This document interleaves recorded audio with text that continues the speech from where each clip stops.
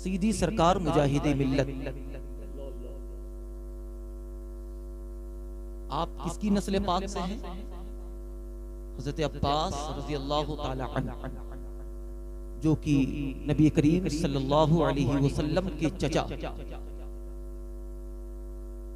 बस ज़हन हाजिर रखें ताकि एक एक बात आपको समझाई जा सके। बस ज़हन हाजिर रखें और तवज्जो के साथ एक एक अल्फाज की समाअत फरमाएं।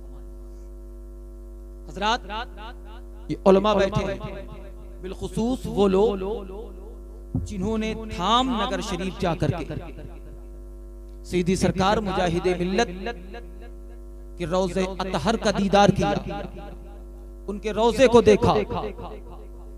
बताना मकसद क्या है आपको समझ में आ जाएगी एक एक बात। हज़रात, सीधी सरकार मुजाहिदे मिल्लत को अल्लाह ने दौलते दुनिया भी बेहिसाब अता किया।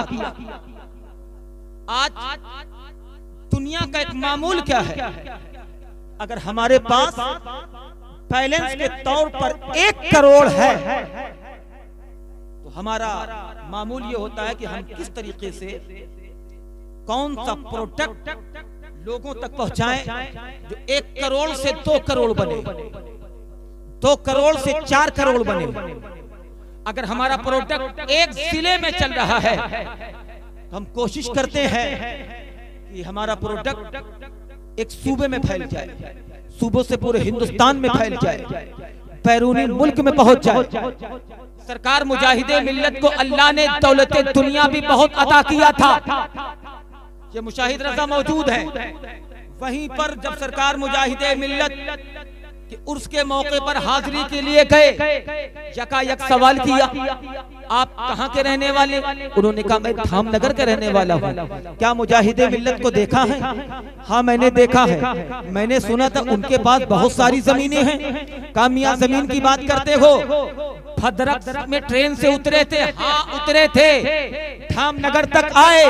हाँ आया। कितनी दूरी थी? मैंने कहा 25 से 30 किलोमीटर का जितनी जमीन दिखाई पड़ती है ये सब सरकार मुजाहिदे मिल्लत की है। ये सब सरकार मुजाहिदे मिल्लत की है। अगर चाहते उसका गल्ला बेचकर बड़ी बड़ी बिल्डिंगें बनवाते, बड़ी बड़ी जमीनें खरीदते, न जाने कितनी इमारतें बनवाते, लेकिन वो मुजाहिदे मिल्लत, वो मुजाहिदे मिल्लत, हमें वो मुजाहिदे मिल्लत जब आला हजरत का विसाल हो गया, अल्लामा हुज्जतुल इस्लाम आला हजरत के रोज़े पर बैठकर फिक्रमंद थे, आंख में आंसू थे और कहने लगे अब्बा हुजूर सुन्नियत की हिफाजत कौन करेगा? तो ख्वाब में दिखा दिया कि उड़ीसा से आने वाला हबीबुर रहमान करेगा। अब तुम्हें घबराने की जरूरत नहीं है, मेरे मिशन को कोई और नहीं अगर लेकर चलेगा तो हबीबुर रहमान लेकर चलेगा। अब ये तो हो गया, बात समझ में आ गई।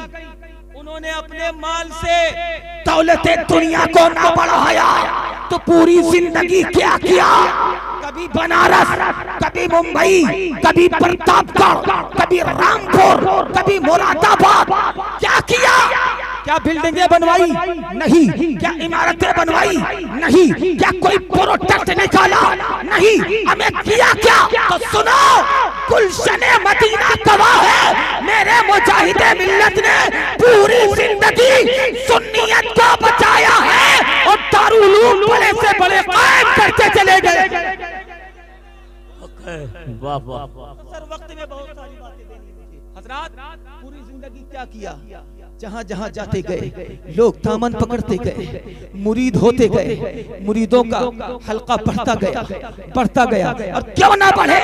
क्योंकि जिसने अपनी पूरी जिंदगी मिल्लत के नाम वक्फ कर दिया, कौम के नाम वक्फ कर दिया, सुन्नियत के नाम वक्फ कर दिया, इसीलिए शायर ने पुकार कर कह दिया वक्फ दी जिंदगी जिसकी हक के लिए उस मुजाहिदे मिल्लत पे लाखों सलाम। और सुनो, वो मुजाहिदे मिल्लत अरब की सरजमीन पर पहुंचे। पहुंचने के बाद कहा कि मेरी इक़्तिदा में नमाज पढ़ो। कहा नहीं पढ़ेंगे। कहा क्यों? कहा कि तुम गुस्ताखी नबी हो। मैं बहुत ज्यादा तफसील है लेकिन अल मुख्तसर मैं आपको समझाना चाहता हूँ। कहा कि नहीं। कहा मारा जाएगा? मार खा लेंगे। तमाचे लगा जाएंगे? कहा तमाचे खाने के लिए तैयार हूँ। कहा जेल में डाल दिया जाएगा? कहा मैं जेल में जाने के लिए तैयार हूँ लेकिन एक गुस्ताखी नबी, मैं तेरी इक़्तिदा में नमाज नहीं पढ़ूंगा। यानी मुजाहिदे मिल्लत ने पूरे जमाने को बता दिया और सारे जमाने को बता दिया कि देखो हबीबुर रहमान तमाचा खा सकता है, जमीन पर घसीटा जाए ये गवारा है, जेल में डाला जाए ये गवारा है, लेकिन गुस्ताखे नबी की इक़्तिदा में नमाज पढ़ ले ये हबीबुर रहमान को गवारा कभी नहीं है। नमाज नहीं पढ़ा, नहीं पढ़ा। अच्छा एक चीज और, 57 साल 52 साल मौलाना गुलाम मोहम्मद खान कादरी अलैहिर्रहमान अमेठी की जामा मस्जिद में इमामत के फराज अंजाम दिया। हज़रात किसका दामन थामा? मुजाहिदे मिल्लत का। किसके दामन से वाबस्ता हुए हैं? मुजाहिदे मिल्लत के। उनकी जिंदगी उनकी निगाहों के सामने थी। रात में बैठकर या बिस्तर पर लेटकर ये जरूर सोचते रहे होंगे, अगर मेरे आका चाहते, मेरे आकाए नेमत चाहते, मेरे मुर्शिदे बरहक चाहते तो आज उनके पास पूरी दुनिया, पूरे हिंदुस्तान में जगह जगह बिल्डिंग होती, जगह जगह इमारतें होती, न जाने कितने प्रोडक्ट उनके चल रहे होते, लेकिन पूरी जिंदगी उन्होंने सुन्नियत को बचाने में लगा दिया। तो मैं अमेठी में जमीन बनाने नहीं, दौलत कमाने नहीं, सरमाया इकट्ठा करने नहीं, बल्कि अगर अमेठी आया हो मुजाहिदे मिल्लत की करम नवाजी ने भेज दिया है तो मैं पूरी जिंदगी अमेठी वालों के ईमान बचाने में लगा दूं। क्या कहने? वाह वाह वाह, हक है। वाह वाह वाह वाह, अल्लाह अकबर, या रसूल अल्लाह, या रसूल अल्लाह, अल्लाह अकबर। हज़रात अब आ जाओ, आपके जामा मस्जिद अमेठी के खतीब व इमाम मौलाना साजिद रजा साहब किबला बैठे जाए और जाने के बाद अपने दादा के कब्र अनवर पर खड़े होकर फातिहा पढ़े। फातिहा पढ़ने के बाद कहे दादा क्या बनाया आपने? बड़े बड़े मंत्री आपके दरवाजे पर आकर खड़े रहते थे। मुलाकात का मौका मिल जाए, अगर चाहते तो कह देते कि जनाब यह अमेठी वाले मेरे पास है और तुम्हें दिला दिया जाएगा। बात में इतना पैसा दे दो, इतना बंडल दे दो। बोलो लेने वाले ले सकते थे कि नहीं, लेकिन किसी को मुंह नहीं लगाया। इसलिए नहीं लगाया कि जब मेरे मुजाहिदे मिल्लत ने कभी दौलते दुनिया को नहीं देखा तो ये गुलाम मोहम्मद भी दौलते दुनिया नहीं, अगर देखेगा तो ये अमेठी वालों के ईमान को देखेगा। क्या कहने? वाह वाह, और वही ईमान बचाया। अल्लाह अल्लाह, और जाकर अपने दादा के मज़ारे अनवर पर पूछें और पूछने के बाद खड़े हो जाएं, कहें दादा क्या बनाया आपने? आप चाहते तो बड़ी बड़ी इमारतें खड़ी कर देते, आप चाहते अमेठी की सरजमीन पर इतनी दौलत, इतनी इमारतें होती कि हमें कहीं जाने की जरूरत न पड़ती। आज हमारा घर पूरे गांव में सबसे टॉप क्लास का होता, नंबर 1 का होता, और दुनिया यह कहती कि मौलाना गुलाम मोहम्मद खान ने 52 साल अमेठी की जामा मस्जिद में रहे, इतनी दौलत कमाया कि पूरे गांव में नंबर 1 पर है। लेकिन जवाब आएगा, ए बेटा साजिद रजा, मैंने दौलत दुनिया नहीं बल्कि सुन्नियत के बाग को सींच कर तेरे हवाले किया है, अब चलाना तेरा काम है। क्या कहने? वाह वाह वाह। जरा बताओ, अगर आज उन्होंने करोड़ों की दौलत कमा ली होती तो क्या ये महमूदपुर वाले उनके नाम का जलसा करते? नहीं। क्या ये टड़वा वाले उनके नाम का जलसा करते? नहीं। क्या ये कनू वाले उनके नाम का जलसा करते? नहीं। तो मैं ये क्यों हो रहा है? तो ये जवाब मिलेगा, सुनो, जिसने अपनी पूरी जिंदगी को अमेठी वालों के नाम वक्फ कर दिया है, अल्लाह ने वो मकबूलियत अता कर दी। जिन्होंने उनको जिंदगी में ना समझा, जिंदगी में ना जाना, मकाम को ना जाना, मर्तबे को ना जाना, मर्तबे को न पहचाना, बातें विशाल बता दिया। अगर मकबूल ना होते तो जगह जगह उनके नाम के जलसे ना हो रहे हो। क्या कहने, वाह वाह वाह, ये मकबूलियत की दलील है। एक आवाज, एक आवाज, एक आवाज। दुनिया के लोगों का इंतकाल होता है। अभी मैं आ रहा था अपनी नानी की 40वां से, अचानक मेरे पास फोन आया कि फला रिश्तेदार का इलाहाबाद में इंतकाल हो गया। मैंने कहा वादा कर चलो कल जोहर बाद मिट्टी चली जाएगी। लेकिन सुनो, जिस वक्त कनू की सरजमीन पर मैं खिताब कर रहा था, अचानक मामू शाहिद है कि हजरत का विसाल हो गया। तकरीर मैंने रोक दी, फौरन एक शेर सलातो सलाम पढ़ करके इख्तिताम कर दिया। थोड़ी देर बाद मैंने पता लगाया क्या मामला है।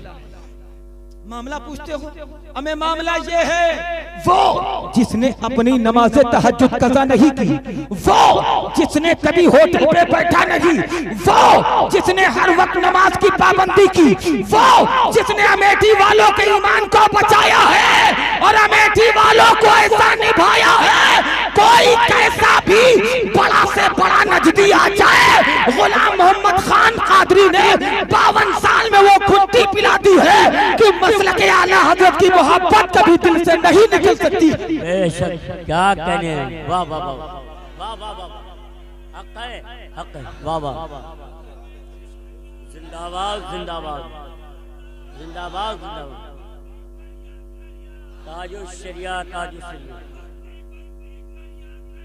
ताजो शरिया ताजो।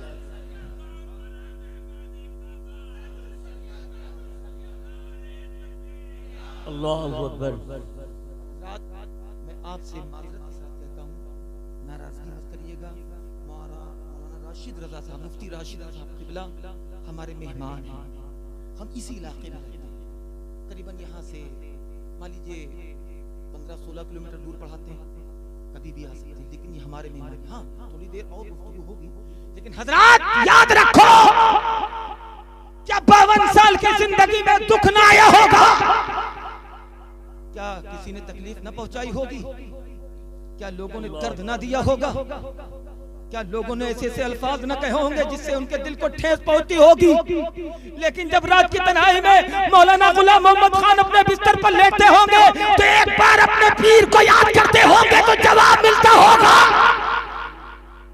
भद्रक खामनगर से की सरजमीन से जवाब आता होगा, ए मेरे मुरीद घबरा नहीं, अगर मुजाहिद बनना है तो सबसे बड़ा जिहाद नफ्स से होता है। क्या कहने, ये क्या कहते हैं कहने तो, ये क्या बकते हैं बकने तो, ये जो कह रहे हैं कहने तो, तेरा काम वो है जो काम तेरे पीर ने किया है।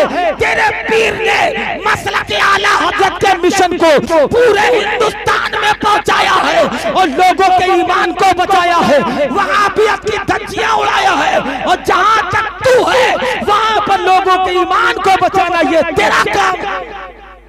समझ गए?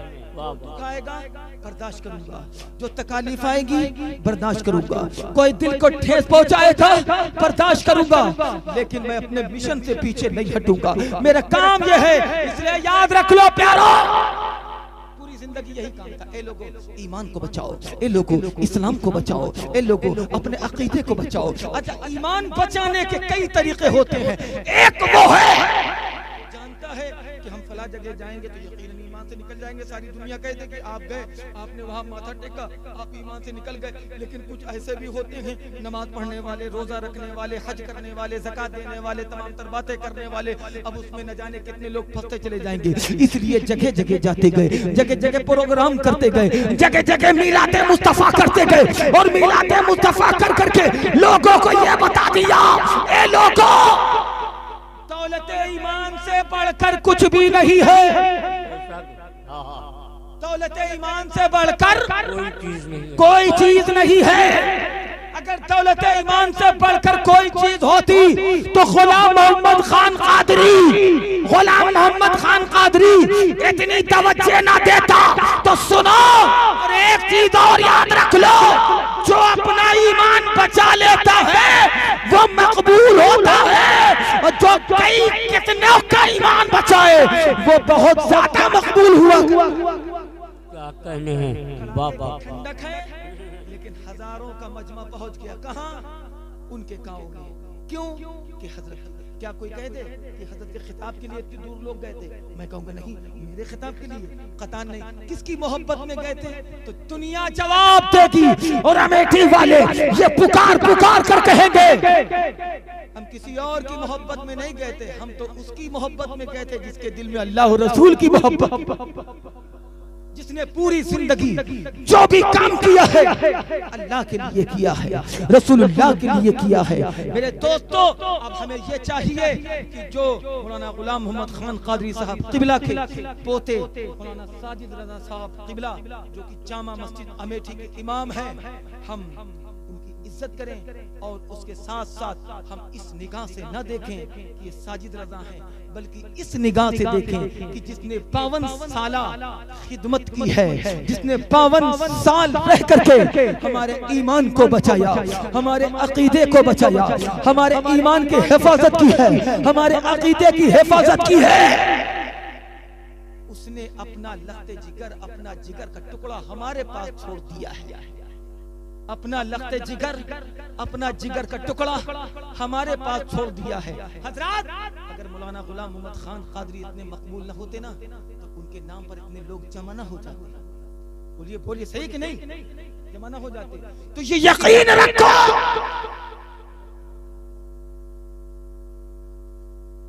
मजार वहां है लेकिन तुम जलसा यहाँ कर रहे हो, तो यकीन मानो उनकी रूहानियत यहाँ मौजूद होगी,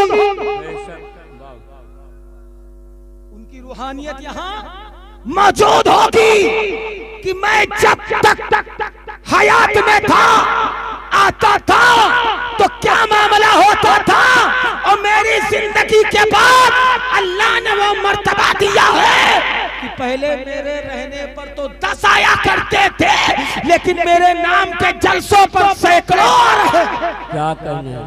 वाह वाह वाह वाह। मेरे दोस्तों, 52 साल की और बहुत सारी बातें हैं। कहाँ तक पूछोगे यार? लोग कहते थे पैसा पकड़ते थे। मेरे दोस्त, अगर पैसा पकड़ते होते ना, मैंने मकान जाकर के देखा है, 6 भाई हैं, सभी पैसा कमाते होंगे, कोई कारोबार, कोई पढ़ता होगा, कोई कुछ करता होगा, तब जाकर सही से बाहर प्लास्टर तक नहीं हुआ। उन्होंने कभी पैसा नहीं पकड़ा है। हस्बे जरूरत तो सबको पकड़ना चाहिए, नहीं पकड़ेगा आदमी तो अपने काम कैसे चलेगा, आदमी पेट कैसे भरेगा? मेरे दोस्त, आप खुद समझदार हो कि जो जामा मस्जिद अमेठी का इमाम हो, बड़े बड़े मंत्री तर पर आए और हाथ जोड़कर खड़े रहे, अगर वो चाहते तो उससे न जाने कितनी जमीनें अपने नाम करवा लेते, न जाने कितना बैंक बैलेंस अपने नाम करवा लेते, न जाने कितना सरमाया इकट्ठा कर लेते, लेकिन उन्होंने अपनी जिंदगी में ये चीज नहीं बनाई। उन्होंने सिर्फ ये बनाया है कि मैंने जो सुन्नियत यहाँ मजबूती के साथ कायम है, इसी को कायम रखना है। और हुआ भी यही, जब हजरत का विसाल हुआ है तो न जाने कितना हुजूम आ गया है, और मेरे दोस्त जो सामने मौजूद था उसने जवाब दिया है कि यकीनन अल्लाह मौत दे तो ऐसी मौत अता करे, यानी एक हाथ सीने पर है और अल्लाहू अल्लाहू की सदाएं हैं। अपने हाथ से जो है तो अपने हाथ को नियत पर रखा, और नियत पर रखने के बाद पैर को सीधा किया और लफ्ज़ अल्लाहू अल्लाहू की सदाएं हैं। और हज़रात, क्यों ना हो जो बंदा पूरी जिंदगी अब याद इलाही में मशगूल रहा, सुन्नियत को बचाने में मशगूल रहा, अल्लाह ने जब उसको इस दुनिया से बुलाया है तो इस शान से बुलाया है कि पूरा अमेठी उनके जनाजे में उमर पर, याद रखना प्यारो। मौलाना गुलाम मोहम्मद खान जन्नती, मौलाना गुलाम मोहम्मद खान जन्नती, और जो किसी जन्नती के जनाजे में शिरकत करता है ना भाई, वो भी जन्नती हो जाता है। और क्यों ना हो, सईदी सरकार मुजाहिदे मिल्लत का दामन थामा है, वो तो बेफिक्र रहा करते थे कि मैं तो कादरी हूँ, गौसे आज़म के हाथ मैंने अपना हाथ दे रखा है, मुझे फिक्र करने की जरूरत नहीं। और फिर अगर मैं मिशन से भटका होता, मैंने दौलत दुनिया को देखा होता, मैंने दौलत दुनिया का सरमाया कमाया होता, मैंने दुनिया का माल कमाया होता, तो दिल में कहीं ना कहीं खदशा पैदा होता कि मैं तो दुनिया के पीछे भागता रहा, मैं तो माल के पीछे भागता रहा। लेकिन उन्हें कैसे फिक्र हो, इसलिए कि पूरी जिंदगी वही करते रहे जो उनके पीरो मुर्शिद ने किया है, दुनिया को नहीं देखा।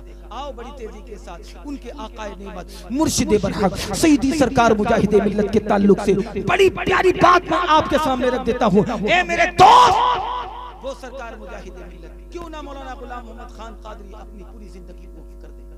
सरकार मुजाहिदे मिल्लत गए हज के लिए, गौर से सुनिए, उलमा की हज का तालीम हो और खता हो तो इस्लाह फरमा देंगे।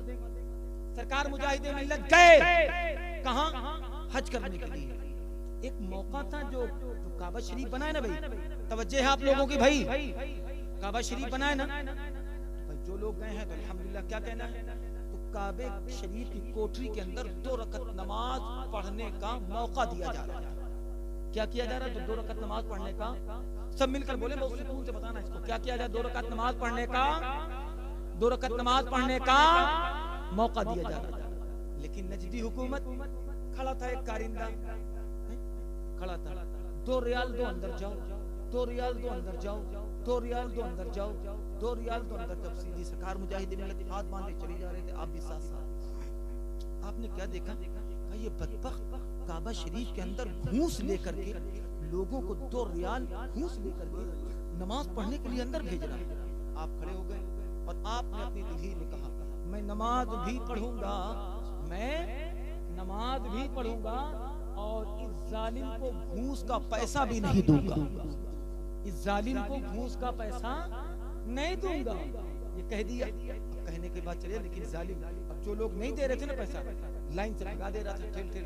भाई आप जानते हैं वहाँ पे मुतव्वा जो प्रशासन के लोग हैं, अब उनका ये काम था, 2 रियाल दो अंदर जाओ, 2 रियाल दो अंदर जाओ, 2 रियाल दो अंदर जाओ। सरकार मुजाहिदे मिल्लत, आपने कहा ना, मैं पैसा भी नहीं दूंगा, नमाज भी नहीं पढ़ूंगा। दामन किसका थामा है? गौसे आजम का। हाथ किसके हाथ में दिया है? गौसे आजम के। मुरीद किसके हैं? गौसे आजम के। वो गौसे आजम जब सीधी सरकार मुजाहिदे मिल्लत अलैहि रहमा व रिजवान के पास एक शख्स भागता हुआ आया, आने के बाद का, हुजूर हमारे घर में फला शख्स को आसेब का मामला हो गया है, और आसेब का मामला होने के बाद सरकार आलम ये था कि वो कहता था कि अब जब उसको दिक्कत हुई तो मैंने कहा कि जाओ जल्दी से सीधी सरकार मुजाहिदे मिल्लत मौलाना हबीबुर रहमान खान कादरी हबीबी को बुला लिया जाए। तो मेरे दोस्तों और अजीजों, उसने कहा कौन? मौलाना हबीबुर रहमान, जाओ बुला लो। हम किसी मौलाना से डरते वरते नहीं है, जाओ बुला लो, हम देखें क्या कर लेंगे। वो बड़ी तेजी के साथ आया, कहा हुजूर चलिए ना। सरकार मुजाहिदे मिल्लत आप फौरन उठे और सुन्नत नबवी के मुताबिक आपने अपना आसा शरीफ उठाया, और उठाने के बाद आगे बढ़े। आगे बढ़ने के बाद जब आप करीब पहुंचने लगे, तो ऐसे ही उसके घर के अंदर आप दाखिल हुए, वो जो उल्टी सीधी बकवास कर रहा था, आने दो मौलाना को, मैं देख लूंगा, फौरन मुजाहिदे मिल्लत के कदमों पर गिर जाता। अब सरकार मुजाहिदे मिल्लत ने एक सवाल किया, कहा ये बताओ, मैंने न कोई दम किया, न कोई फूंका, न तुमको कुछ कहा, न कोई बात कही, कुछ भी नहीं कहा, आखिरकार अचानक तुम मेरे कदमों पर क्यों गिर गए? कहा हुजूर मुझे माफ कर देगा। अरे भाई किस लिए? अभी तो तुम कह रहे थे, बड़ी बड़ी डींगे मार रहे थे, आने दो, मैंने बहुत सारे मौलाना देखा, इनको भी देख लूंगा, ये मेरे सामने एक लम्हा नहीं टिकेंगे, 1 मिनट नहीं टिकेंगे, और मेरे आते ही तू मेरे कदमों पर गिर गया, मामला क्या है? कहा हुजूर पहले माफ कर दे फिर बताओ। कहा पूछो ना। कहा हुजूर पहले माफ तो कर दे। कहा नहीं पहले बताओ। कहा ना हुजूर पहले माफ कर दे। सरकार मुजाहिदे मिल्लत पर, ठीक है मैंने माफ कर दिया। कहा बताओ क्या बात है? कहा हुजूर यकीनन मैं फलाचिन हूं, जब मैं इस लड़के पर सवार हुआ और आपकी शान में मैंने बकवास किया, चंद लम्हों के अंदर एक मुवक्किल सरकार गौस पाक की बारगाह से आया, और आने के बाद वो कहता है कि सरकार गौसे आजम का हुक्म है कि जो मेरे हबीबुर रहमान की शान में बकवास करे उसे बख्शा ना जाए। उसने अपने कपड़े को उतार कर दिखाया, कहा मेरी पीठ देख लीजिए, मुझे कितने तुर्रे मारे गए। शान है मुजाहिदे मिल्लत। अब वही कह रहे हैं, आंखों को बंद किया, लो लगाया बगदाद की तरफ, या गौसे आजम सरकार, मैंने हाथ दिया अपने आप के हाथ में, मैंने दामन थामा आपका, मैं मुरीद हूँ आपका, मैं गुलाम हूँ आपका। हुजूर घूस देना भी हराम, लेना भी हराम, ये नजदी बदबख्त घूस का पैसा ले ले करके मस्जिद के अंदर जाने दे रहा है, काबे की कोठरी के अंदर नमाज पढ़ने के लिए। सरकार में नमाज पढ़ूंगा। वही सरकार मुजाहिदे मिल्लत फरमाते हैं कि मैंने गौसे आजम को याद किया, हुजूर आप करम फरमाएं, आप रहनुमाई फरमाएं, आप करम फरमाएं। आपका करम होगा तो हबीबुर रहमान हराम काम से बच भी जाएगा और काबे के अंदर नमाज भी अदा कर लेगा। इतना कहना था। आप कहते हैं मैंने आंखों को बंद किया, मुझे एक झटका लगा और झटका लगने के बाद जब मेरी आंख खुलती है तो मैं अपने आप को काबे की कोठरी के अंदर मौजूद पाता हूं। क्या कहने, किसने पहुंचाया? सरकार मुजाहिदे मिल्लत को गौसे आजम ने पहुंचा दिया। तो मेरे दोस्त मौलाना गुलाम मोहम्मद खान कादरी की फिक्र क्यों हो? क्योंकि उन्होंने दामन अगर थामा है, सईदी सरकार मुजाहिदे मिल्लत का थामा है। और कल फरोज़े महशर वो कहेंगे, ए मेरे आकाए नेमत, मैंने अपनी पूरी जिंदगी सुन्नियत को बचाने में लगा दिया था। हुजूर मैंने अपनी जिंदगी सुन्नियत को बचाने में लगा दिया था। तो मेरे दोस्तों यकीन रखो वो इनाम अता किया जाएगा कि मौलाना गुलाम मोहम्मद खान कादरी को यकीनन जन्नत में आला से आला मकाम दिया। बहुत सारी बातें हैं, मेहमान का ख्याल रखना है। इंशाअल्लाह और मौका मिला इसी स्तर से और गुफ्तगू होगी। अस्तगफिरुल्लाह रब्बी मिन कुल्लि ज़ंबि व अतूबु इलैहि, ला इलाहा इल्लल्लाह मुहम्मदुर रसूलुल्लाह सल्लल्लाहु अलैहि वसल्लम व मा अलैना इल्लल बलाग। अस्सलामु अलैकुम। ये थे जनाब मौलाना मुखलिस रज़ा साहब। बाद